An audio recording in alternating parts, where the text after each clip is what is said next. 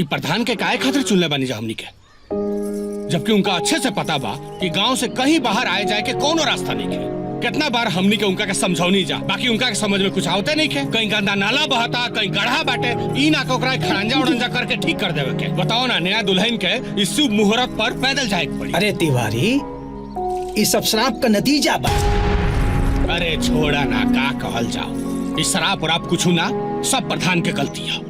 अरे भैया प्रधान का करिए, अरे झगड़ुआ हवे दी तब ना। ए चाचा, हम का आई नलिया बन जाई तो नलिया ऊपर हो जाई, हमार दुआर नीचे हो जाई, कुल बरसात के पानी भरे लगी तो कामू बरसातवा में अपने दुआरवा पे नहाए, अपने दुआरवा पे डुबू डुबू डुबू। भाई देखत बा, अपने दुआर के चक्कर में भले पूरा गांव परेशान रहा। पूरा गांव इनकरा वजह से पूरा गांव परेशान बा। शांत रहता लोगन, का हल्ला मचौले हुआ। सुबह के काम में लगा लोगन चाचा चाचा करे। दुलाई के लेके चला। अरे छोड़ा लगी ना अपना बच्चा। आओ आई आई।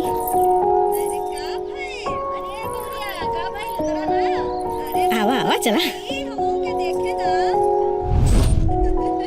आवा दुल्हन, बस ऐसे चले के बाद।